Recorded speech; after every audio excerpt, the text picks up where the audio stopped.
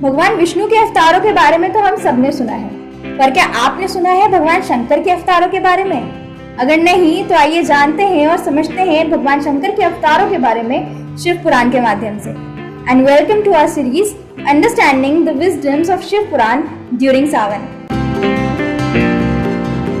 शिव पुराण में भगवान शंकर के मुख्य 19 अवतारों के बारे में बताया गया है।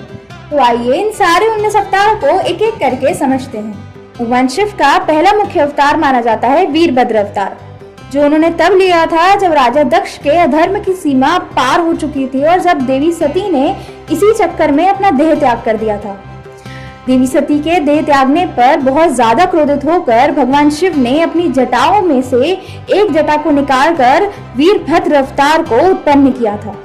उनका यह अवतार अत्यंत रौद्र रूप भी माना जाता है और उनका यह अवतार हमें यह सिखाता है कि जहाँ कहीं भी अधर्म दिखे हमें उसके खिलाफ डटकर सामना करना चाहिए और लड़ना चाहिए। शिव का दूसरा मुख्य अवतार है भैरव अवतार। भैरव अवतार भी एक रुद्र अवतार माना जाता है, जो कि भगवान शिव ने तब धारण किया था जब वो ब्रह्मा जी के अहंकार को तोड़ना चाहते थे और उन्हें सच्चाई और अच्छाई का रास्ता दिखाना चाहते थे।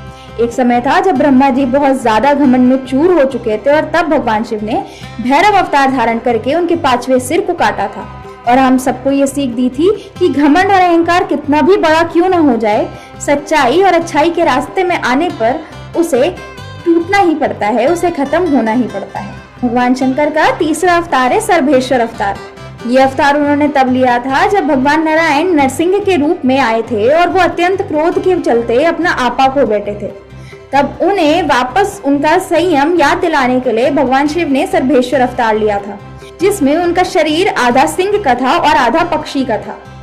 भगवान शिव का सर्वेश्वर अवतार हमें ये समझाता है कि क्रोध को क्रोध नहीं बल्कि संयम और प्यार ही थाम सकता है, रोक सकता है। भगवान शिव का चौथा अवतार है पिपलाद अवतार।